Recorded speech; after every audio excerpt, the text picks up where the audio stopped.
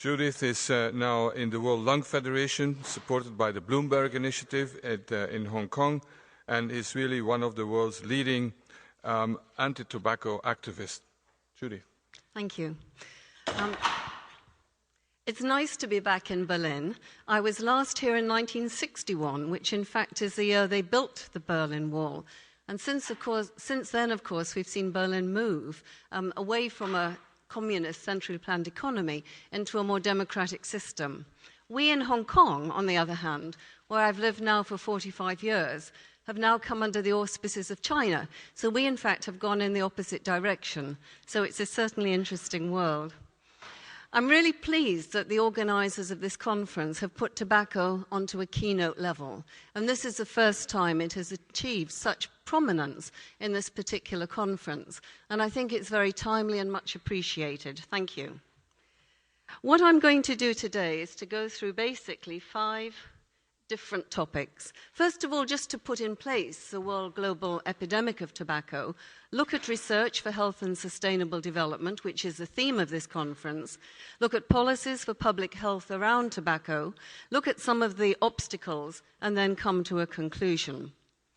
And what we have seen is that the global tobacco epidemic increases and will increase in spite of centuries of knowledge, decades of research, action, progress in policy, public awareness, multiple World Health Assembly resolutions, 15 world conferences on tobacco health, many, many different meetings, regional action plans, the WHO FCTC, which came into effect in 2005 and remains to this day WHO's only international convention, and the UN High-Level Summit.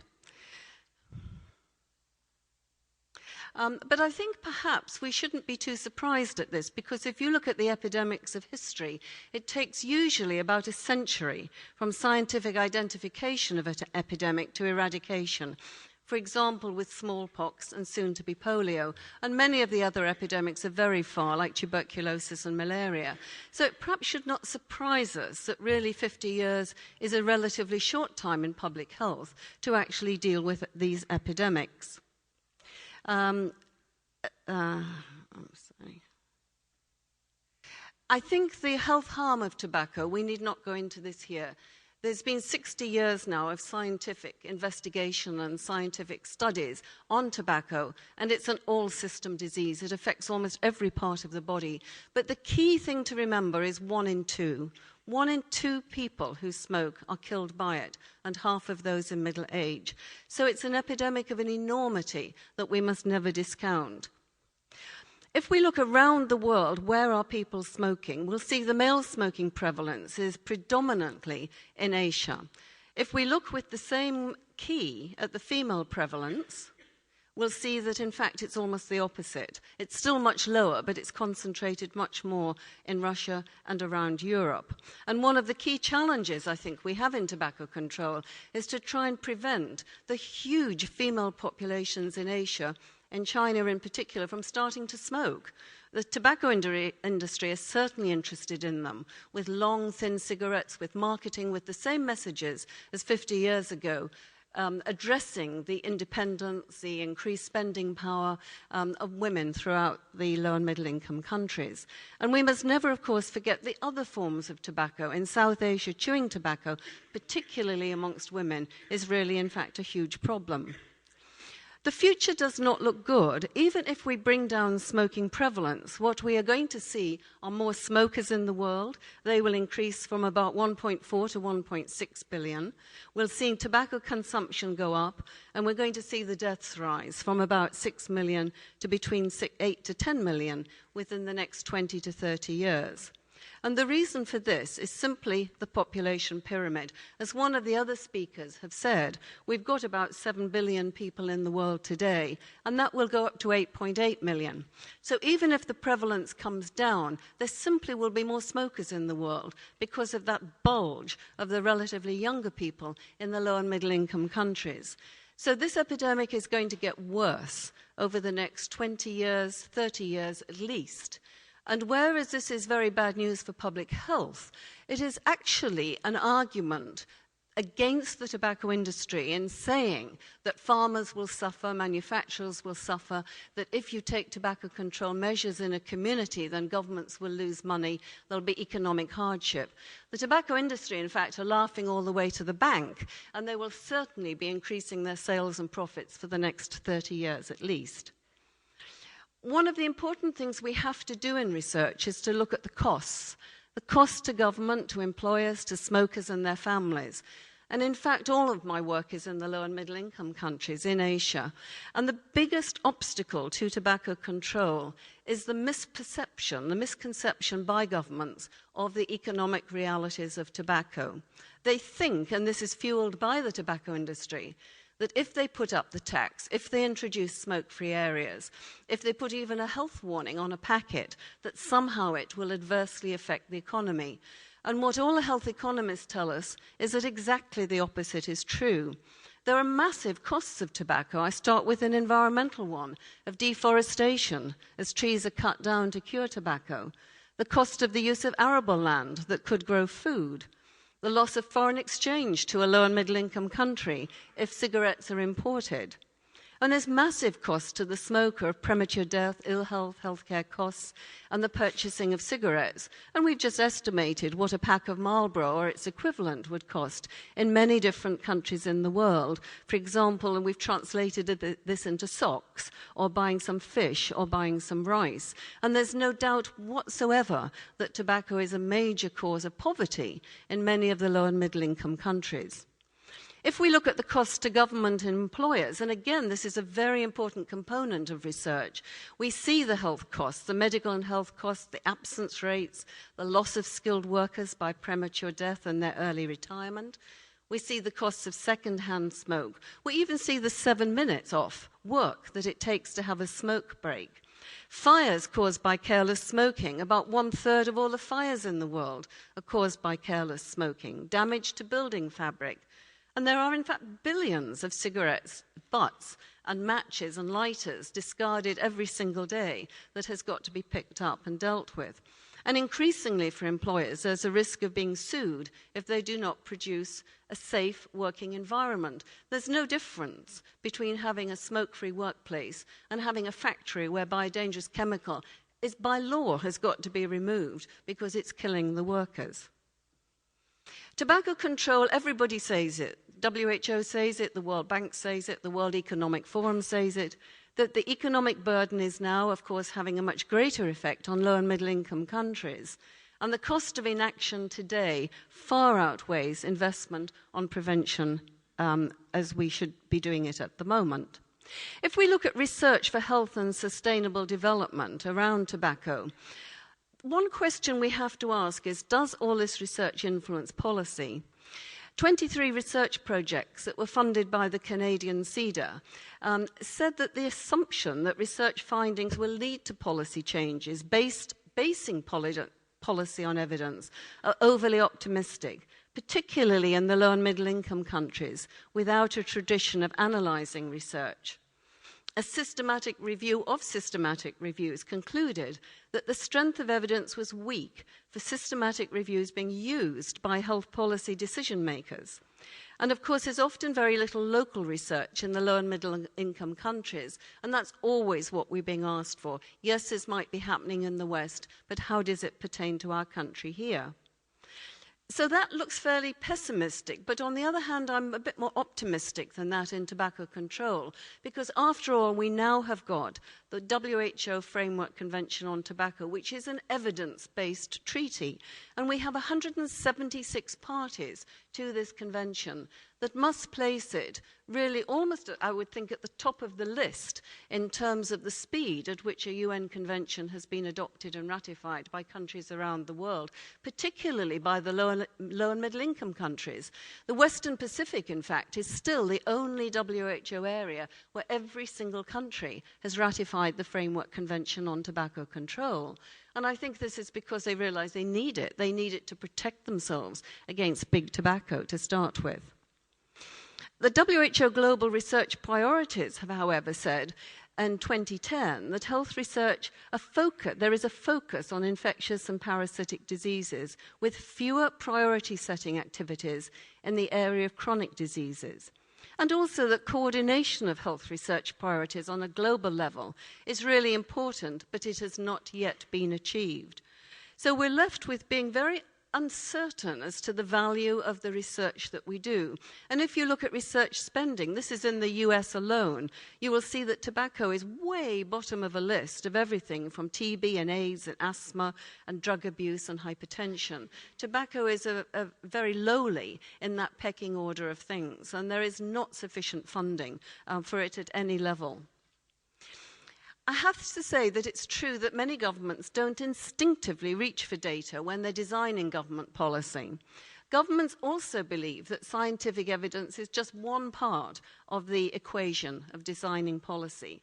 They say they must listen to all opinion, including that of the tobacco industry, and sometimes of public opinion, which may be grievously misinformed. Perhaps one of the best examples of that is that many people in the public do not understand the importance of taxation and price policy in reducing tobacco and almost certainly alcohol as well. They seem to believe it's just the government's wanting more money. They don't understand the very fundamentals of tobacco control, and that is that if you have one single thing to do in a rich country or in a poor country, you need to put up the price. It's a fiscal measure for a public health issue, and it simply prices tobacco out of the hands of young people. And this is particularly true in the other low and middle income countries. And very few policymakers have a scientific background to interpret the validity of evidence. I'm going on to Oxford to speak there at a research meeting, and I just happened to look up the British Parliament. 650 members, three have scientific backgrounds. And I would imagine this is probably true of most governments. And it's not just the science, it's the way of approaching and analysing evidence and putting it up to reproducibility. It's that scientific thinking that really is absent from most governments. And this is really important because there are many things that only governments can do. Only governments can mandate public health legislation, such as smoke-free areas, package labelling, bans on promotion. Only governments can implement taxation policies. Only governments can ratify and implement the UN treaties, such as the Framework Convention on Tobacco Control. So it's really important that we have to learn better how to translate our science into policy. What we have seen, partly as a result of the WHO FCTC, we have seen increased funding for tobacco research and control from Bloomberg Philanthropies, the Bill and Melinda Gates Foundation, the ITC. But I think it's true to say that government funding, which particularly, of course, must focus around the Framework Convention, this is a governmental convention. It's a responsibility of governments to fund it. That government funding for the Framework Convention is still absolutely woefully inadequate. Just to go back to the Bloomberg Convention and the kind of things that they have been funding around the world, hundreds of projects, some of which are governmental, some of which are non-governmental. Brazil for smoke-free implementation. India, the Ministry of Health for the enforcement of smoke-free policies. China to make the Olympic Games smoke-free at the last Olympics. Russia, an NGO to build a tobacco control coalition. Indonesia, a parliamentary group to enact tobacco control and ratify the FCTC, and I might say to try and stop the parliamentarians smoking in Parliament itself. In Kazakhstan, to run anti-smoking ads on national television. So there's a rich variety of different things that the Bloomberg grants are funding. They're up to $500,000 US each, and any low and middle income country can apply for them. And the other thing that Bloomberg has funded are these massive now global standardized surveys that are being run from the CDC in the United States. They did surveys on youth, they've done them on health professionals, and now they're doing a global adult tobacco survey. Half the world now has been covered by these surveys, and they're invaluable because they give us comparable data.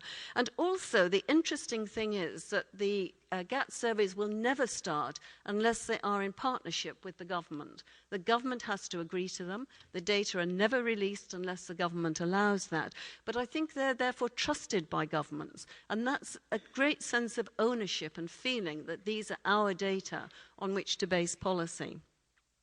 If we look at policies for public health, these are the pioneers in tobacco control legislation in the 1970s and the 1980s. And they're a slightly surprising list because they do include quite a lot of low and middle income countries. And that is important because what it shows is that low and middle income countries are quite capable and quite effective in grasping the political nettle of tobacco control and implementing tobacco control policy. And so therefore that's a very important precedent. And of course this is now a historic slide, but it does show where many of the things started. I think one of the things we have learnt in tobacco control, we have become very politicized over the last 30, 40 years. Most of us spent about 1 week thinking that we could perhaps work with the tobacco companies, and we realized that's quite impossible. And that, in fact, has principles for working with the alcohol and the sugar industry that are yet undetermined to what extent we can work with them, whether they are friend or foe. But certainly we cannot work with the tobacco industry. They are there to maximize their profits, and we are there to reduce them. And what we have learned is that this epidemic will never be solved in the corridors of hospitals. It'll be solved in the corridors of power. And our partners now become economists, like with the World Bank.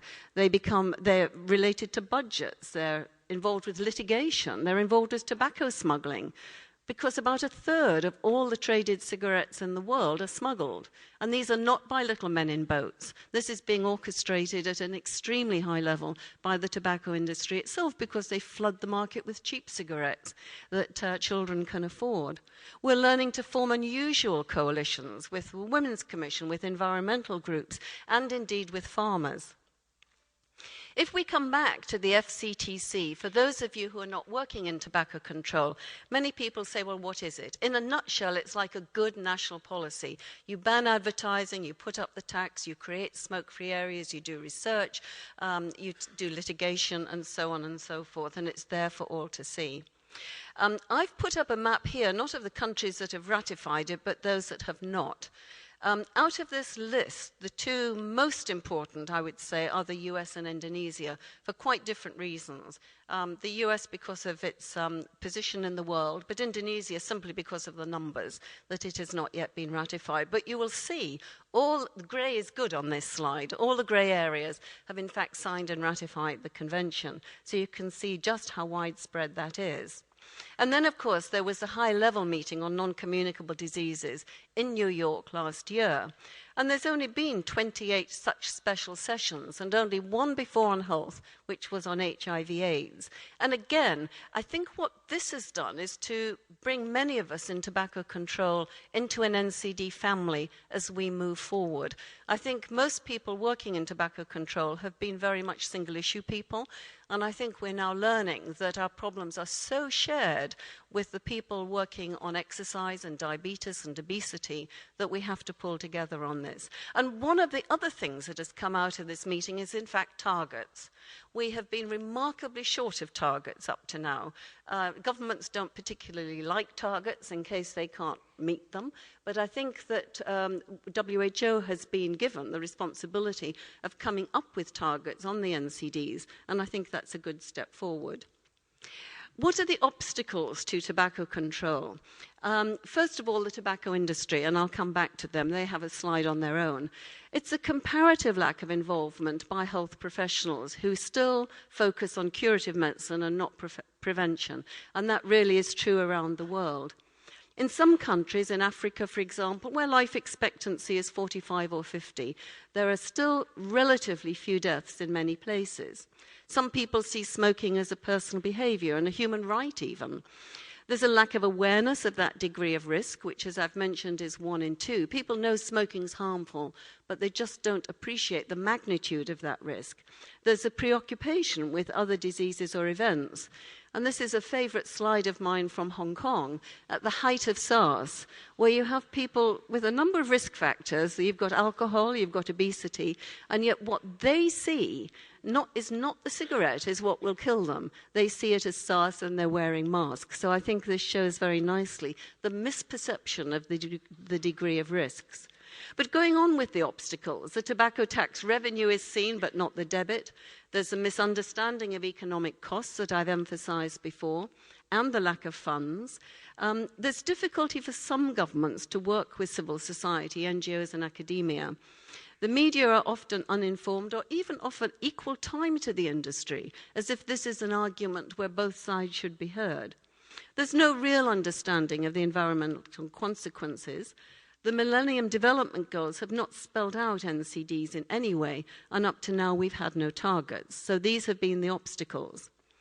If you look at the tobacco industry, I would say that in some countries, in fact it's still about 40 countries, where the government own the tobacco industry.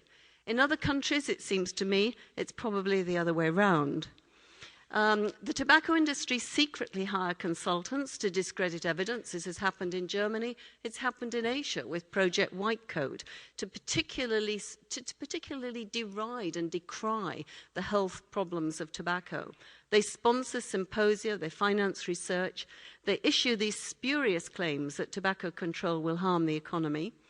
They lobby to oppose effective tobacco control measures. They fund ineffective youth smoking prevention campaigns, smokers' rights organisations and front groups. They engage in promotional strategies, and they challenge governments increasingly now with transnational litigation and trade-based threats.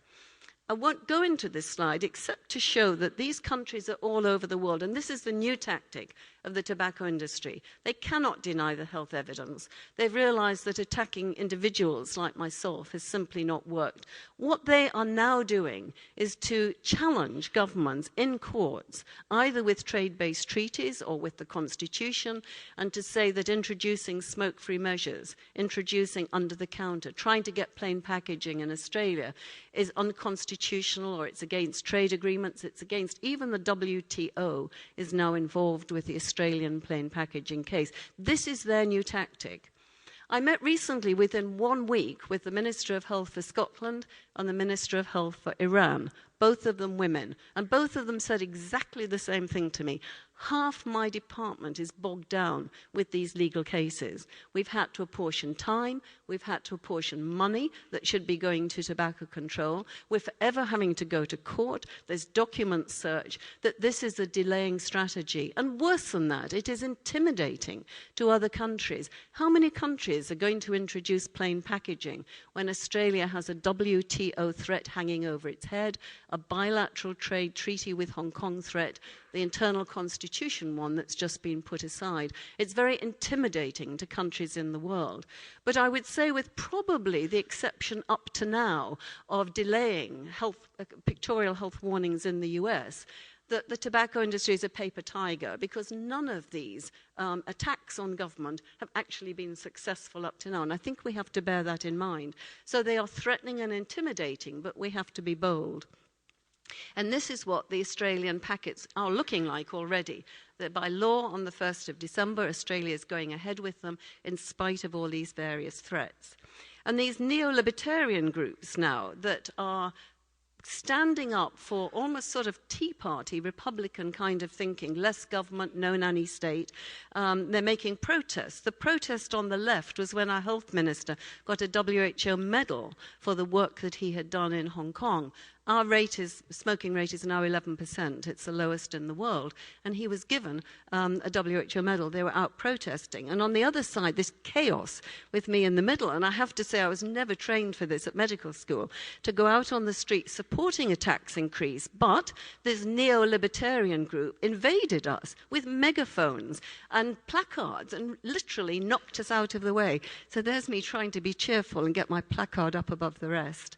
But I think in summary to say that the tobacco industry has not changed its spots, it's changed its techniques, but it is still as formidable as it was 50 years ago.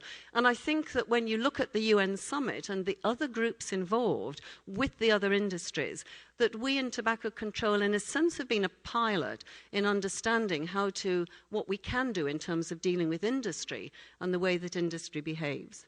So in conclusion, I would say that tobacco control has come of age. It's moved from being a very disparate group of, these are surgeons down at the bottom here, of health activists with signs, to finding a rightful place at the United Nations. And therefore we need a public health strategy. We can't just involve ad hoc action here and there.